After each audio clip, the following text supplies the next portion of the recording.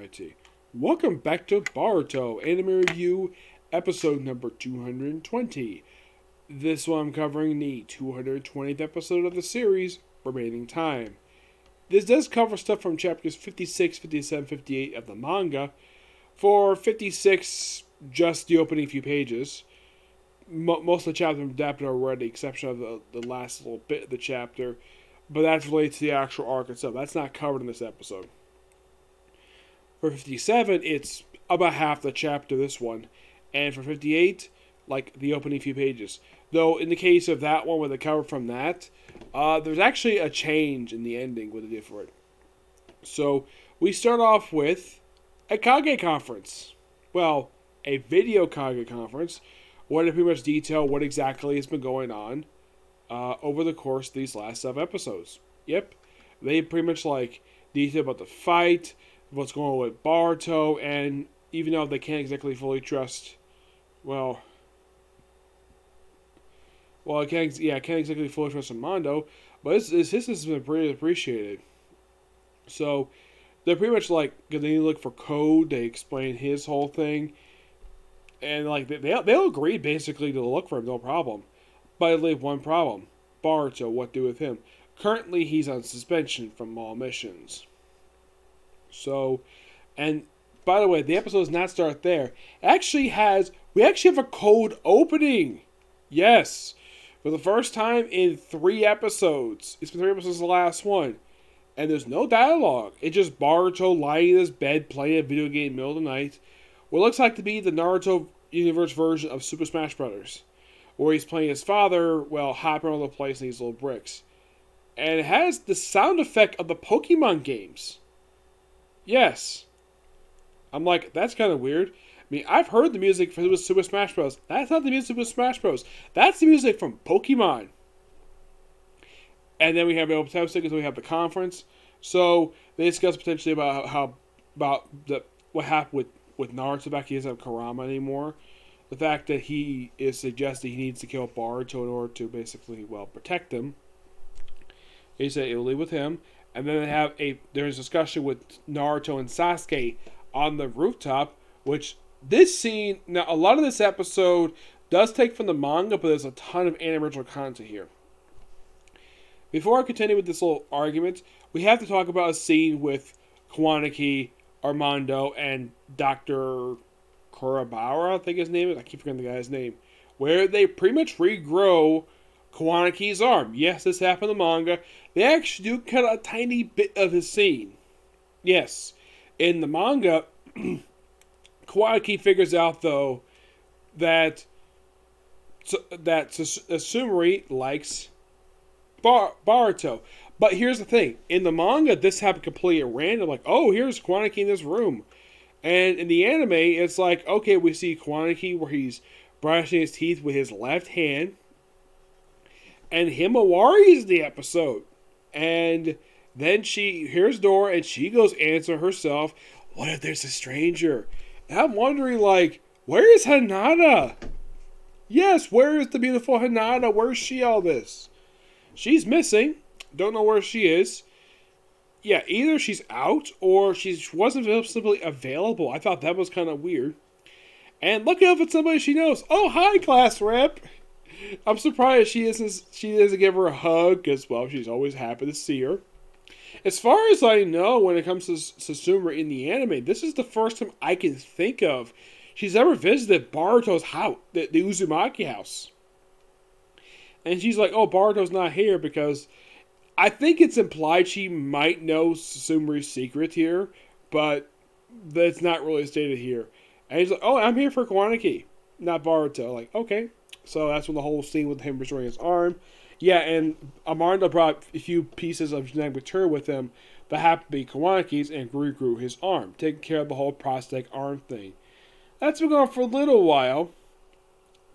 So I fixed that. And then the next bit of him asking him to hang out with Boruto, there was a bit that, like I said, they cut with him. Oh, you like Boruto, don't you? And Kabara was oh, it's so obvious. And then pretty much ref that scene. Then we have him informing Naruto about what's going on with Boruto. the fact he has limited time, presumably about 6 months, and to shortest time, 2 weeks. So we also have it where Boruto is wandering around the village, where apparently he hasn't been able to sleep lately because of Momoshiki. So, and of course, first Mitsuke is found out about what was going on with him, and then we have Sadara, and then it's Sumri finding out about this. And then we have where everybody's looking for him. And he just happily on top of the Kage Mount, which this is not from the manga. This is complete anime original. Though him being on top of the Kage Mount, that actually is from the manga, but they switched up the scene here. The dialogue from the scene of him on top of the Kage Mount, the dialogue was moved to a couple different characters, and they swapped out Kawanaki for Naruto. But dialogue here is different. And so he'll fall asleep about trusting him. Oh yeah, I should continue with the Naruto and Sasuke. They have an argument, of course, to talk about the little promise that Naruto made with Sasuke. If anything bad happened to him, just kill him. Of course, Naruto rightfully be upset by this, but he understands. Of course, they keep reminding him he doesn't have karma anymore, which he knows that firsthand. He's told this by not only the five Kage, but Sasuke. And it's like, oh, news travels fast. And I'm thinking, like, how the heck would Sasuke know what's going on with Boruto? My guess, Shikamaru probably told him.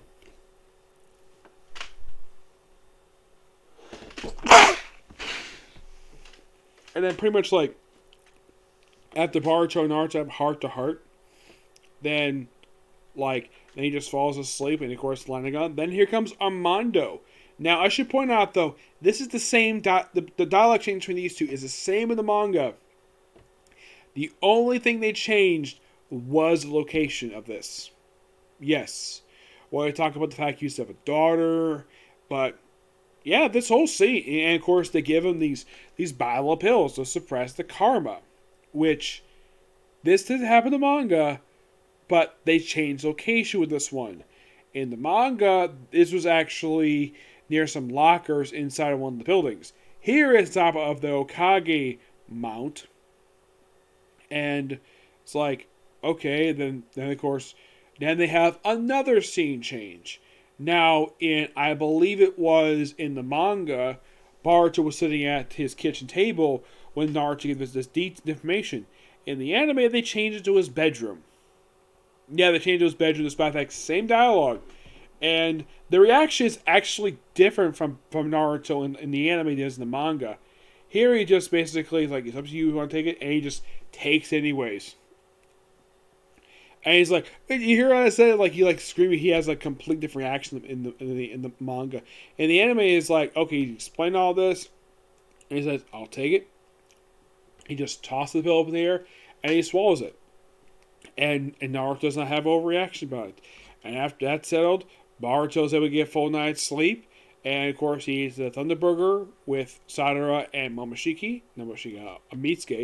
And then Naruto, and then we have a very good ending to the episode where Kawanaki returns Naruto's prosthetic. This did not happen in the manga. This is another thing they pulled for the anime, completely an original, because he was going to return the prosthetic anyways, because he's not really, he doesn't need it anymore. And of course, Sasuke did scold him for not knocking first. That's one thing you should always do when you enter someone's office. Knock first. Yep. Turn the prosthetic, and after that, after he leaves, just before he leaves, Naruto asks him, would you like to come again? And he's like, I'll think about it. And the last bit for the episode is like, they mentioned what happened during the Momoshiki stuff, where we had a shooting exam, but I got interrupted. So he's like, why don't we host our own? And next week's episode, we're going to do tuning exam stuff. Yep. Which I'm like, okay, interesting. I personally love this. I thought this was a really damn good episode. Oh yes, definitely. I think the whole thing of like Boruto being like, let's just say a bit overreactive, like him having the whole thing of, oh, he might turn into Momoshiki, that was completely made up for the anime. Oh yeah, that definitely was. But it's handled really well. You could say the theme of this episode is basically, could Naruto be considered to kill his own son? And no, he doesn't go through with it. Nope. He lets him live. Mm-hmm. Say, I at least got to hand it to. It's actually a pretty smart decision on his part. Mm-hmm. Yeah. But all in all, great episode. Love it. Is there any faults to the episode? Well, aside from the absence of Hinata for like no reason at all, it's great to see Himawari in the episode. Oh yes, definitely. It's great to see her. It's just that I have to ask, where the heck is Hinata? Is she out shopping? No explanation. That's the only problem I have with the episode. I mean, you're at the Uzumaki house. Hinata is obviously sort of like a stay-at-home wife, and yet there's no mention of where the heck she is. She's not even brought up in the episode at all. No, not really. She's the only character I kind of seen that Zoe was completely absent for this episode for no reason. Now you might think, okay, what about the other hidden lead characters? Like, I don't know, like Sai. He's going to be there next week, so don't worry about him. But what about Sakura, Tenten, the previous generation, Ino? The rest of the characters were not really necessary for this episode. The only character I kind of felt this Zoe was they could have thrown her in there was Hinata. She's the only one I can think of that she was the only one that was unnecessarily absent. But I'm definitely looking forward to next week's one because finally, first time I would say in about a year, we have an anime original episode that has nothing to do with Ishin or whatever. So my guess is they're going to be doing anime original content for quite a while. And I'm fine with that. Yeah, don't have a problem with it at all. This will also be the first time in a bit of a while. I would say the last time I did this where I have a complete anime original episode was probably the episode where Himawari and Kawanaki did an episode together looking for Wolf. But that was the last time I can think of. But before this, it had been quite a while since I did a review for this series where I didn't have to look up the manga. This series has adapted a lot. I would say almost the entire manga so far. And yeah, you may think, 58, we got a few chapters, so we got 6 coming out soon. Well, they didn't exactly fully adapt the chapters because there's whole stuff with code going on. And they might save that for a future episode because that could easily make a whole episode in and of itself.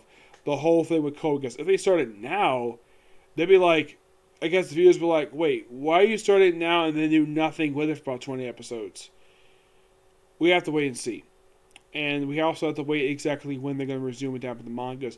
I think definitely with this one, they're done for now. We're adapting the manga. But it all depends on what Studio Pair what they want to do. Okay, so that's it for this particular review.